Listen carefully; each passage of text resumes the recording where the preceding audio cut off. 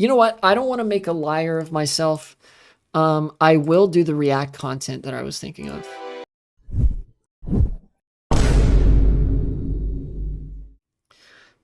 I saw a video on Twitter from Mark Warner, who, by the way, is no longer my senator. I finally went over to the Department of Motor Vehicles and I got some identification stuff sorted out. So now I have an official state ID for the state that I live in. My address has been officially changed on state documents, and I am registered to vote. So I'm no longer a constituent of Mark Warner or Tim Kaine, but Mark Warner is still an interesting character to me. I think that some of the politicians that engage more in state politics are interesting characters to me. Mark Warner being one of them. So that's how I'm going to justify initially covering this video. And the video was also on a very relevant subject, which is housing. Here, let's go to Mark. I bookmarked this this tweet. Where's my bookmarks? There it is. Let me I'll go to this and then I will unbookmark it.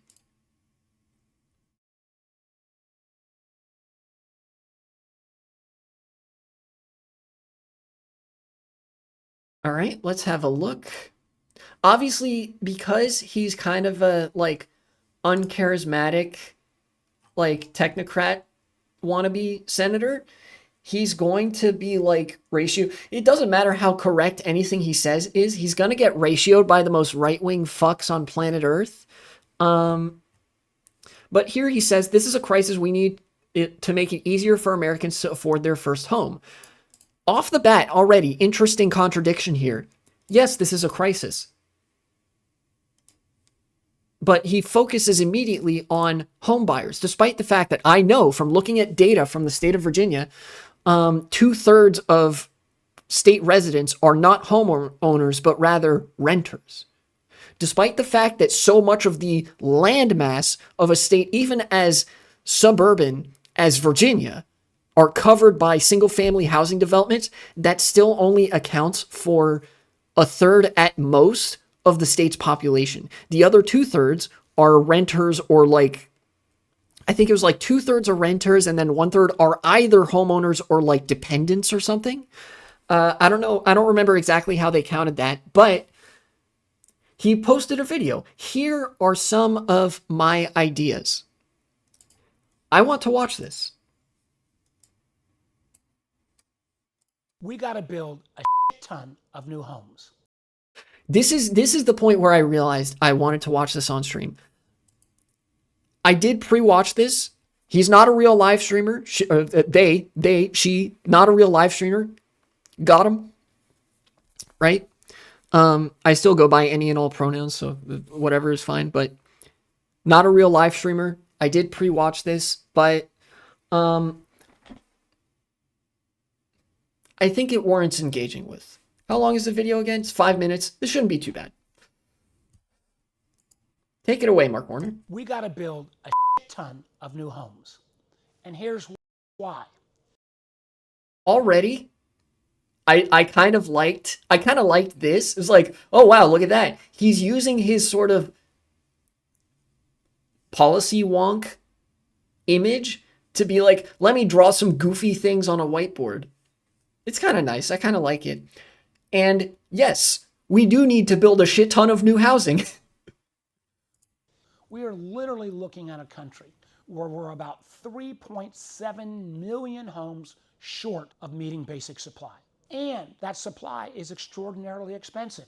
If we look at median income, it's really been pretty flat. On the other hand, during this same period, over the last 25 plus years, the normal house price has gone up 6 times.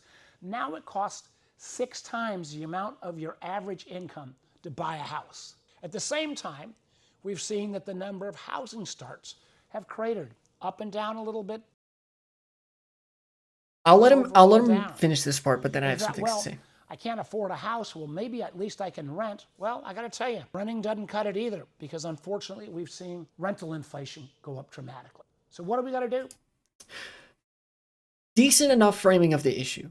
This is where I have some disagreements, but nonetheless, I feel like I would kind of rather be fighting against, like, I mean, you know, socialist bias coming in. I would rather the ideological struggle be between socialism and this kind of liberalism rather than socialism and the kind of liberalism that Mark Warner and his colleagues actually represent, which is like kind of nothing.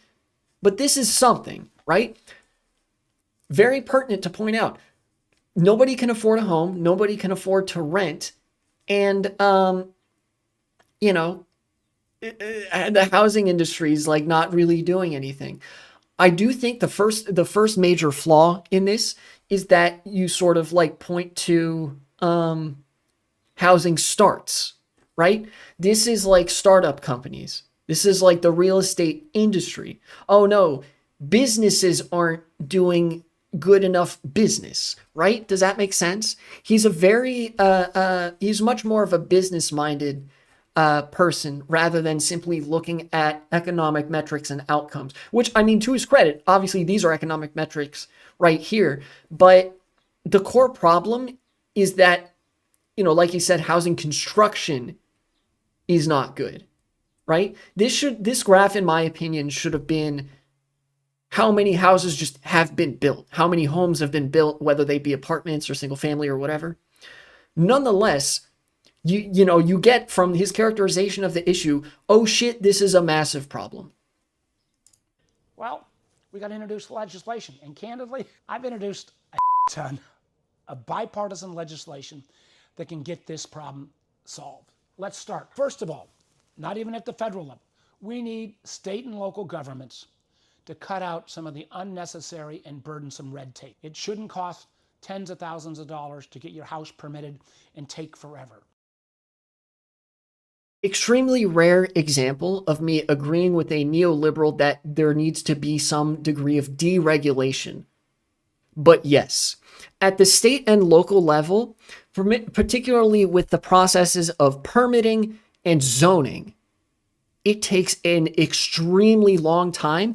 And in fact, I think I'm adding zoning onto here. This is simultaneously something that I am agreeing with him on and a flaw I'm critiquing him for, which is that, yes, permitting fucking sucks. I think, you know, if you've seen like Zoran Mamdani's videos from the campaign trail, you would know that like one of the things he talked about with why halal is $10 is that like there's such an excessive queue for permitting to be able to sell food from a food truck because it's all like privatized and whatever. And that absolutely needs to be fixed.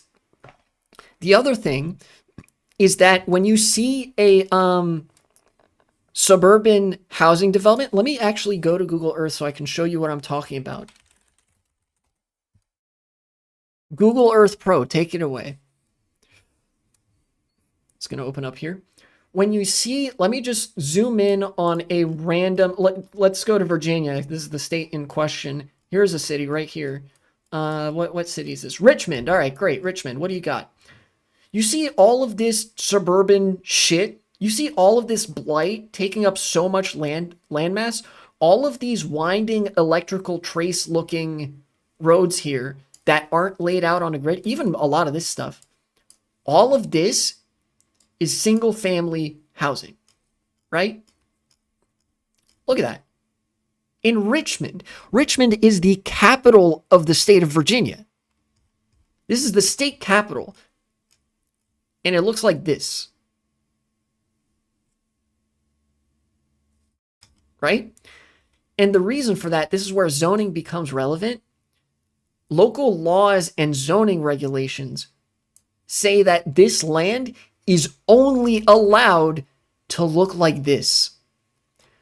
For any of these tracts of land, this land zoned for single family housing, you are not legally allowed to build anything on this land if you are a building developer that is not a single family home. You're not allowed to build mixed use zoning. That's not allowed in places like this. And it is because of state and local regulation. Zoning isn't decided at the federal level. Obviously, Washington is there, does fuck all for most of the time, and the country is this fucking big, right? But you zoom in on even one of the most populous states, on one of the most populous areas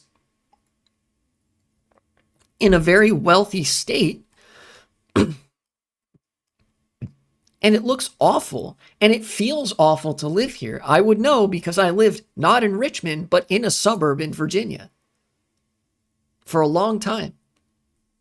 And it fucking sucks. You know? Compare that with, what's a place that has a bunch of mixed use zoning? I'm going to go to South America again. Let's check out Lima. Lima is the capital city of Peru, but it is not as wealthy as as most states in the United States, right? At best, you're looking at maybe half of the per capita wealth. Let's have a look. Random street right here in Lima. Oh, look at that. That's a church. There's a church right there. That's an apartment. Very good. You can walk from the apartment to the church. Let's see what's down this street. They're praising Jesus. All right, very good. Thank you. There is, let's see, there's a garage here. This goes into the apartment. This is a side street. Oh, what's this? Is this? No, I think that's just another house. I was going to say, is that mixed use zoning? Oh, here it is right here. Look at this. Tiny little food market. Look at that. It's really stretched. You can see they're selling fresh produce in there. Look at that. Just on this one street. Apartment buildings, a church, and a little market. This is what a normal city looks like, right? And look, when you're walking down the street, it feels very much like it's built at a human scale. You as a person feel about the right size for this environment, and this environment feels about the right size for you. People live up there. Look at that. There's apartments up there. Not the greatest looking, right? This is not a super wealthy area, right? It's in Peru, which is not as wealthy as the state of Virginia, like on average. But then look down here, little grocery market. There's a church at the end of the block over there. There's more apartments. There's let's see, what else? What else? Oh, look at that, a little corner store. And there's a chair right there. Somebody could sit outside the store. It feels like a real fucking city.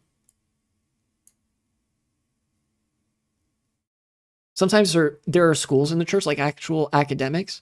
The point is it's human design. Yes, yeah, that's true. I didn't mention that. That kind of slipped my mind. But yes, sometimes churches can also function as places, particularly for early childhood education, and for all other manners of education as well. Churches, particularly, I think this would be relevant for Peru because, like, Peru, very Catholic country. Where churches occupy more of a community function, whereas in America, they're treated more like businesses. That church probably serves more functions than just one, right? So you have this like community center, you have a grocery market, you have a corner store, you have apartments on just some random side street that I selected in Lima, right? Shout outs to all my Peruvian brethren and sisterin. Meanwhile, in Virginia, specifically selecting for the state capital, the seat of government, in a wealthy state, in the wealthiest country in the history of the world, and look at this shit.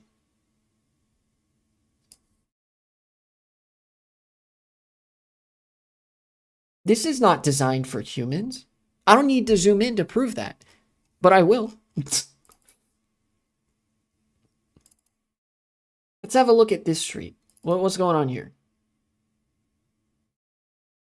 Oh yeah, that's great, dude. Look at this shit. These houses all look the fucking same. Somebody's having fun playing basketball right there. That's cool.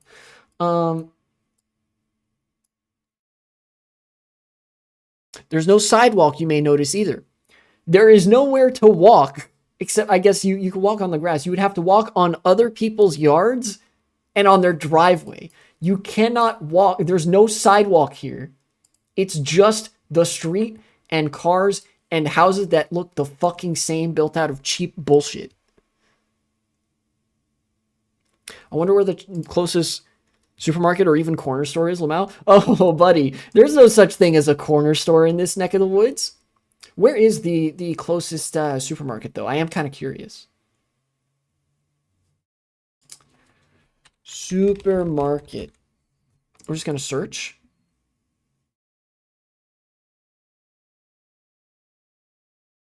Fuck, I actually can't find where the closest supermarket is. I don't even remember where I was. Let's see. Mexican restaurant and market. There's a market here.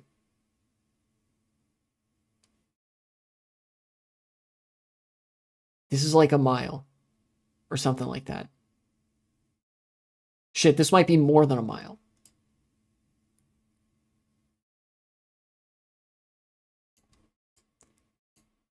High school there, bargain outlet, Catholic church. I'm not seeing a supermarket.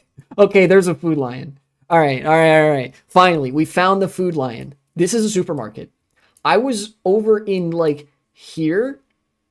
You'd have to go woo. You have to get on this fucking highway to go to the supermarket.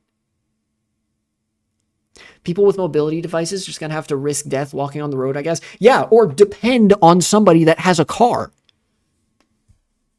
If you have a wheelchair, you can't drive. Your legs are compromised enough that you have a hard enough time walking. If you have a cane, if you're wheelchair bound, you can't fucking drive.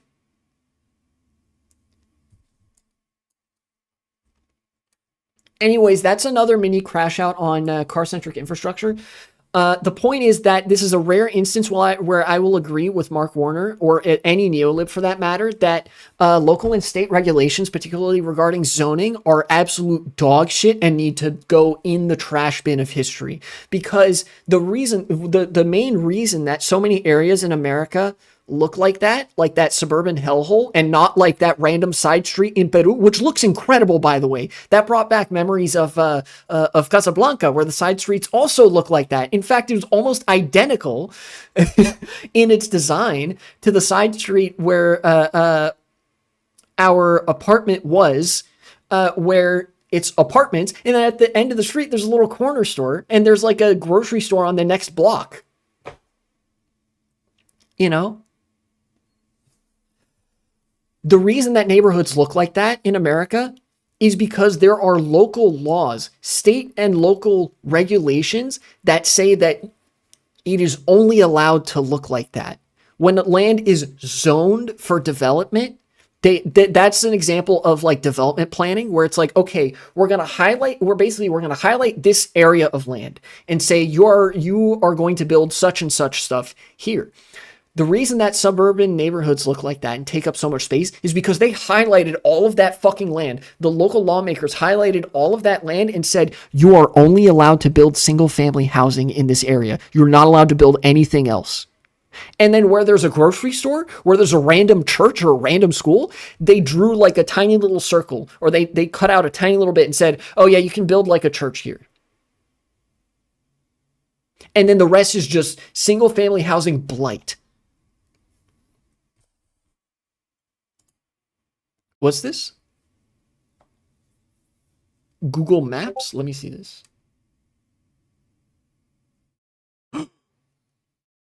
This market is in the center of the neighborhood, which is awesome. Trains and buses stop here. Oh, that sounds awesome. More single family housing, which is unfortunate, but at least these are like closer together. Oh, look at that. Prep school. School. Stop and Shop. Western Union. Citizens ATM. Primary care, health center. Okay, we've got some services here. Oh, dude, these are apartments. Nice. And there's new mixed housing, but Google Maps didn't update the area street view yet. Ah, that's cool. Yeah, where is this? Is this in Boston? Yes. Yeah, this is cool. This is not as good as what I was looking at in Lima, but like this is much, much better than that area in Richmond. It's still being in America, it's like not the greatest in terms of urban development, but like clearly you have more things here. Oh, look, there's a community center. If you live in one of these houses here, you can walk to the community center, you can walk to the Stop and Shop, and I guess, Sparkly Image Car Wash, like you said, there's buses and stuff that stop there. There's a health center. This looks like a good place to live.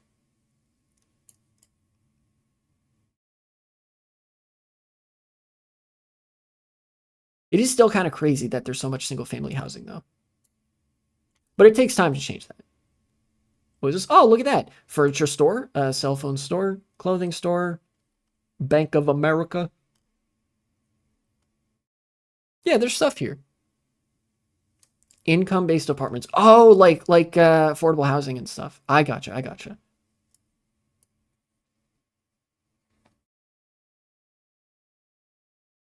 No, I didn't mean to do that. Where's, okay. History, 3 tabs. Yes, restore that window, please. Thank you. But yeah, We got to I agree with that for Mark Warner. Zoning needs to go. community, state and local government. Or rather, single family house zoning needs to go, particularly for like urban areas, but really everywhere. I really think that like if you're zoning for single family housing, it should be for somewhere that's like tiny, and suburban developments that are like that compose like this outlying stretch. Basically what I'm saying is urban sprawl shouldn't exist. Everything should be like ranging from low rise to high rise, but mixed development and like clearly meant for a human scale, or hell, even just low rise to mid rise, 10 stories and under should be like the standard for most cities. But I think like the single family housing shouldn't necessarily be the standard,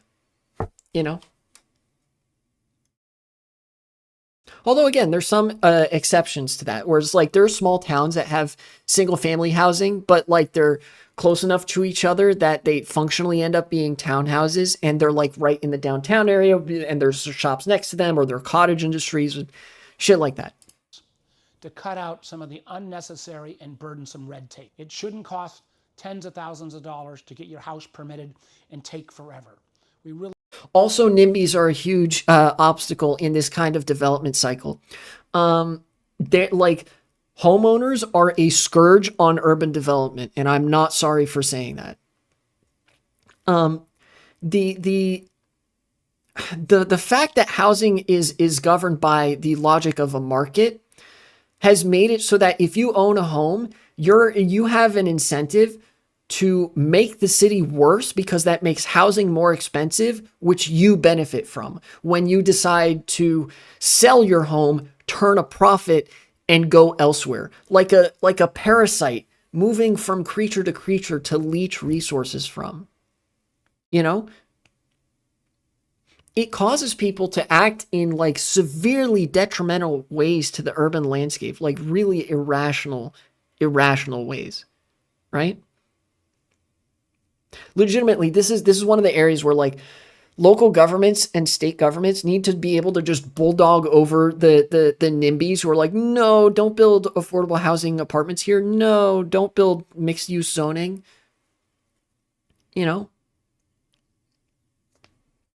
mean, shit, remember there was a video I made when I lived in the DC area about this guy, this local politician who was literally one such NIMBY, where I shit you not, one of the projects, I researched the actual projects that he opposed. This guy who was running for local office in my area was campaigning on, I oppose XYZ project. What was XYZ project? Mid-rise, mixed-use, affordable housing development with job training for disabled people.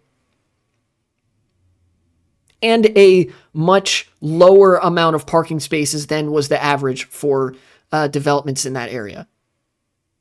And he was like, yeah, I don't like that actually.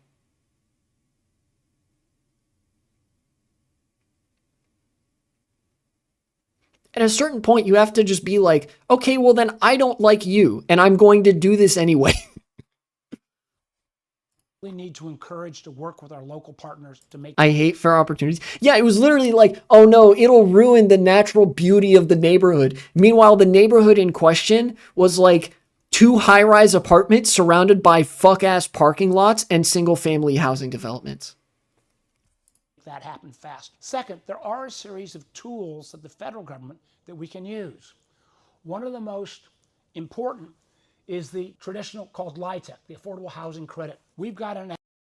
Okay, this is where his analysis starts to really fall short. But nonetheless, there is something to engage with. Nobody cares about or likes this for like everything has to be a tax credit with modern liberals, right? Like it always has to be, oh, what about this tax credit for, see, look, tax credit, housing credit. It's all tax credits. None of this, like, this is the fucking problem with the solutions that liberals pitch for this. I'm glad that he's taking a stab at it at all, right? The fact that he's even trying here, bravo, thank you, actually, very cool. But like, please stop with the fucking tax credit. Look at this. This is like if you wrote a parody of liberalism. New Markets Tax Credit Extension Act. This is like a Marxist political cartoonist would have a hard time coming up with something that parodies liberalism that could match New Markets Tax Credit Extension Acts. You know? For shit's sake, you know, he was just talking about renters at the beginning of this. Why not expand rent assistance? Why not expand the construction of affordable housing specifically? You know? Why not beef up existing housing assistance programs at the state and local level? Why not use this federal legislative process to divert more funding into Section 8 and construct more Section 8 housing? You know, why not do all that? I'm sure you would agree with some of the stuff that I'm pitching as well. But fundamentally, I think that the excessive focus on these like bureaucratic, like, brain traps of tax credits where you're like, you have to get super microscopic and granular to figure out what cogs to inch to the left just a couple of centimeters to do a tax credit. Like, I feel like that comes at the expense of effort that could be spent on more direct and effective housing subsidy sort of things, you know? Act here that would increase this already proven tool dramatically. I mean, shit, rent control. If you're going to build all that housing, rent control some of the housing that does exist. Designate more of it as affordable housing. Convert stuff into affordable housing that's like unused office space. And then have like, with affordable housing, have the rents be stabilized so that when new housing gets developed, gets built, it can't like skyrocket instantly in price.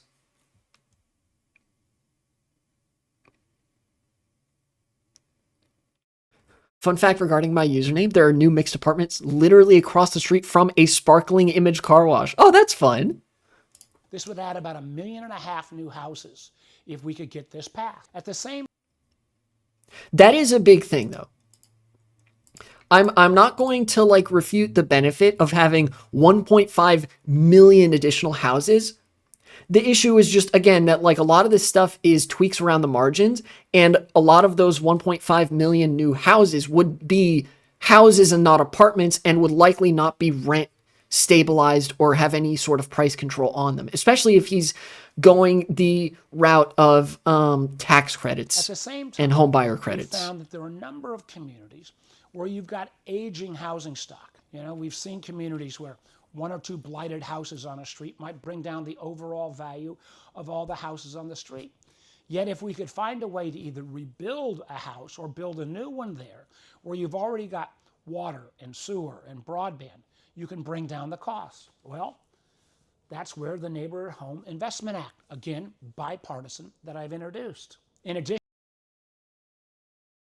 I'm going to make a small aside about the fact that like you don't need to be worried about the value of a neighborhood increasing or whatever. Like fuck the homeowners. Who cares if the line goes up for their house, particularly houses are something you're supposed to live in. But nonetheless, that's a small aside because yes, if there's a neighborhood that is like poor enough that houses are being abandoned, dilapidated, and condemned, it is absolutely a like that's a gimme. You know, you can go and refurbish that house. You know, like he said, there's already water and gas and electrical lines that go to where that house is, like currently, or where it's supposed to be. You know, it is much easier to, you know, build a new house there, and you get the added bonus of like pumping some economic resources into the community to make it happen. But again, it's another like yes and thing, you know. But this is good. This in fact, the neighborhood homes investment thing that he was talking about is probably the thing I object the least to so far. Aside from the whole make the permitting process not torching your testicles every 5 minutes and like get rid of the fucking you have to zone all of this for single family development type shit. These are the two big ones that I like so far. in addition to this legislation, there's another tool that we've had that goes back to President Clinton's time, the New Markets Tax Credit. Again, No, Clinton. No. Democrats cannot shake the spirit of Bill Clinton from their party or just don't feel like it. this is a piece of legislation that needs to be updated, bipartisan, that could, again, add to housing supply. Recognizing as well I noticed that he doesn't say anything about like what this is. It's just like if I had to guess, it's going to be like, "Oh, if you build new houses here, we'll give you a nice tax credit." Random real estate business. Which is like, you know how I said that the ACA is the shittiest price control in history, but it is still a price control? This might be the shittiest housing subsidy in history, but it is a housing subsidy. And that is basically all I can say about it.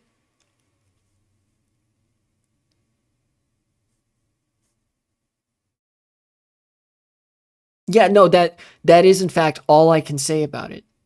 And I think if I'm correct about assuming that rural and historic tax credit being a similar thing where it's like, oh, if you build in this rural or this historic district, we'll give you a tax credit. Fucking nightmare blunt rotation of economic, like local policy making. that a lot of housing comes in historic communities, we need to take the already existing historic tax credits and expand them. Right over here, Historic Tax Credit Act. Sometimes we think about historic tax credits in cities and suburban areas, but the truth is, heck of a lot of historic structures all across rural America, and they've not gotten their fair share. So working with Senator Capito, Republican Senator from West Virginia, we've introduced the Rural Historic Tax Credit Act that would make sure Everything has to be a tax credit with these people. Why not just direct funding from the state? And I say state in both the Marxian and United States Federalist sense. Why not use federal, state, and local funds to build stuff directly? Why do you have to say, oh, well, we'll give you a tax credit if the private sector does such and such? Why go to the private sector with this? Why be so deferential when dealing with such a problem? If the problem is of such a magnitude as he describes, which it is, the statistics are laid out right there, you know, right above Mark Warner's head, that this is a dire generational economic problem. Why does every solution defer to the private sector that allowed this to unfold to begin with? Why? These policies don't match the urgency of the issue. Does that make sense? Like, oh, you know, you can have a nice tax credit if you do such and such, right? that doesn't match the urgency of holy shit, we are 3 million homes short of basic supply, mortgage is unaffordable, rent is unaffordable, homelessness is a ongoing crisis, and Americans are absolutely going through it everywhere at all times. We need to fucking do something about this, right? Everybody will agree on how urgent the problem is with there not being enough housing and what housing there is being way too fucking expensive. So why doesn't any of this match that urgency, with the exception of getting rid of zoning regulations? Or getting rid of certain zoning and permitting regulations? Why is this all like, oh, well, we'll give some tax credits to the private sector if the businesses decide they want to build such and such here and here and here? Why is it that and not like, okay, we're creating new state and local funds, we're reinvesting in the state like fucking construction corps or whatever, or the local construction sector managed by the public and by the like city government and whatever, and we're going to like do this no ifs, ands, or buts. We don't give a shit about profit. We just need these homes to be built. Legitimately, the Soviet Union did a better job of addressing the issue of housing stock than I think this would do.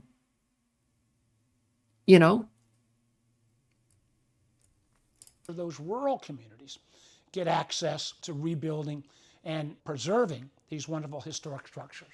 At the same time, in fact, the Neighborhood Homes Investment Act is the only thing aside from zoning that I think has any degree of urgency comparable to the situation, right?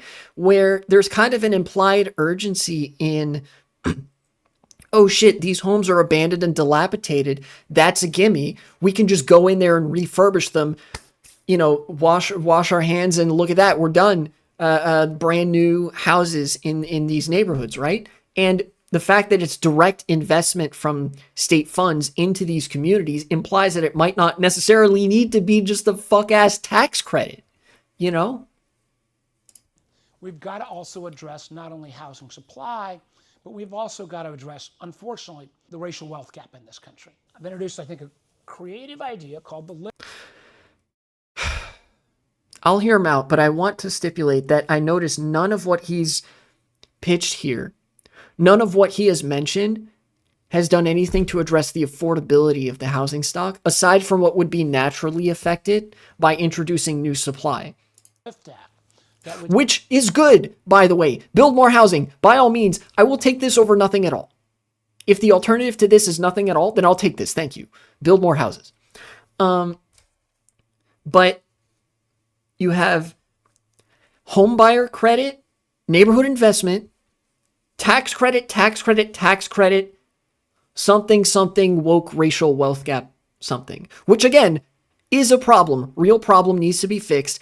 Doesn't necessarily have the same degree of urgency as we are literally running out of housing in this country. And what housing there is literally is unaffordable, right? It's the same kind of means tested shit. Say if you're a first-time home buyer, explain what you qualify for a 30-year mortgage, we'll provide you a 20-year mortgage, which would literally double the amount of equity you'd have in that. See, look, it's this fiddly neoliberal bullshit. If you're a first-generation home buyer, that's the first thing you have to qualify for. Double the amount of your mortgage home buyer. If you're a first-generation, first-time home buyer. First-generation, first-time.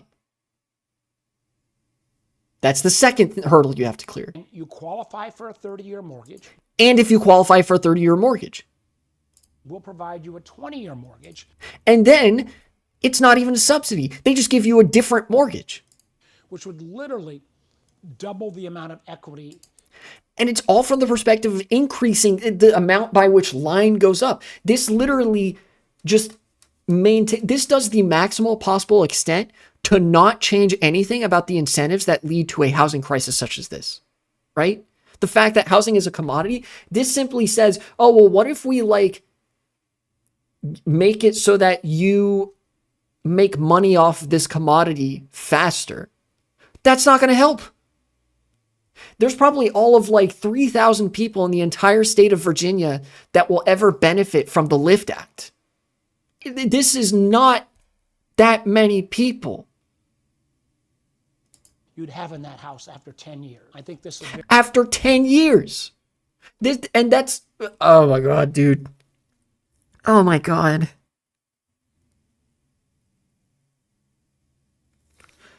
You see what I mean? very exciting idea. Takes on an issue It's not exciting, Mark Warner, but thank you for trying nonetheless. that oftentimes is talked about, but nobody comes up with a solution. And finally, all this legislation, important, but if the overall cost of materials keeps going up, then all this legislation isn't going to get the job done. We've got to repeal the Trump tariffs. You think about the cost of lumber, drywall. There's not much for me to say here because I've explained the effect of tariffs. This is another thing that I will unambiguously agree on. The United States is the one country in the world where you absolutely should not be doing tariffs. But Trump did those tariffs unconstitutionally, I might add, and so as a result, we get fucked for it because a lot of those building materials we get from other countries. We do get lumber from the United States domestically. There are lumber operations in the Pacific Northwest, but even then, those use trucks which have had parts manufactured abroad, manufactured in China. There's so much about raw resource gathering and shipping and production that is globalized that these tariffs are going to have solely negative consequences for America because of the economic position we're in already. Where does a lot of that come from? Canada, Mexico, other nations. Yeah, Canada, Mexico, China, I think Japan for some of them. These Trump tariffs are dramatically driving up the actual construction cost because the actual construction huge impact on housing market. Okay, so cost because the materials that go. Expected to raise new home costs by 9,000. That's actually not that much, I don't think. In the scale of how much a home costs. But nonetheless, significant economic impact. Together, we can actually take on this housing shortage in our country. We can build and rehab existing housing. We can give some exciting new incentives to create new houses, not only in urban communities, but again, think about those rural historic areas that could be revitalized as well. This problem is critical, and that's why I'm fighting for you. I think that's the end of the video. Great, thank you, Mark Warner. Okay, I have mostly negative thoughts on most of those policies, which I laid out already. This ended up being a lot longer than I thought it was going to be, but nonetheless. The reason I saw fit to look at this video at all is because, as you may have noticed, I fucking love affordable housing. I fucking love urban development and things like that. Yeah, the LIFT Act would benefit like 0.0. It would benefit a absurdly small number of people in Virginia. But I think there's a benefit to looking at all this, which is that I feel like if you posed legislation that was a little bit more urgent than this to match the urgency of the problem, I do feel like you would get support from Mark Warner. I feel like if you went to him and you had like, look, going to the private sector is not enough. I would support your bill if nothing else got through, but like ultimately we need this version to pass too. And it was like, oh, you reinvest in the public sector, you start cutting the private sector out of this development, you increase the amount of affordable housing that's being built, you reduce the amount of like single family zoning in these cities and urban areas and stuff like that. I do think that he would support this because he's not talking like somebody who doesn't think that this is a problem. Mark Warner, in his coverage of this, doesn't strike me as somebody who doesn't believe that having a massive housing shortage is a problem. He just strikes me as somebody who's like a little bit politically unimaginative, or maybe politically imaginative in a very neoliberally autistic way. Does that make sense? Where like he's clearly very proud of some of these ideas, but I hate to break it to you, man, these ideas are like not all that good. It is very impressive that you came up with this from the perspective of understanding how a bureaucratic neoliberal system such as the United States works. But this ain't going to fix the housing crisis, dog. It's going to provide a reprieve for like a couple years, and that's it. You'll see a little bump. Maybe the supply won't be as big of an issue in 10 years' time if this gets built. But all the while, none of that is necessarily going to be affordable housing. So the costs are still going to skyrocket, right? This is the one of the problems with liberal YIMBYism. And to an extent, liberal NIMBYism. A lot of this stuff still compromises to the NIMBYs of the world. Not a single time, only in the rent section with this graph right here, this is the only time that he mentioned by name apartment buildings. All the rest of it was local regulations, home buyers, tax credits, you know?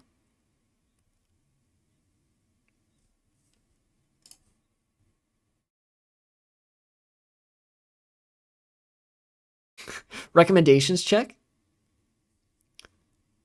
Brian F. Very cool. Vouch. VG Bootcamp. Lath. Corbett. How Money Works. I don't know why this is here.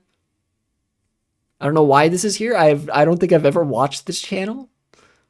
Some Pokemon stuff. This is almost exactly the same thumbnail as mine. I didn't even realize that when I was making my thumbnail. Oops. Thank you, Mark Warner. Despite all the negative things I had to say about this video, I will still say thank you, Mark Warner. Very cool. Gold star for if this kid is in my if I was like an economics teacher, if I was an economics professor even, and Mark Warner was my student, I would have to give him an A on knowledge alone of like local bureaucratic processes and shit like that. Like, holy shit, you know. Clearly he knows directly the things that he's talking about. He knows about tax credits. No, he could probably unironically do the Trump thing where he's like, nobody knows more about tax credits than me. The only thing he doesn't know about tax credits is ironically maybe one of the most critical things, which is that they don't really work when you're solving this big of an issue. You know? A for effort though. Good shit. Build more affordable housing and do rent stabilization. And also fuck all those NIMBYs. I don't like them. They are also a blight on every city in America. Cut the segment. Thanks for watching and support the channel if you would be so kind.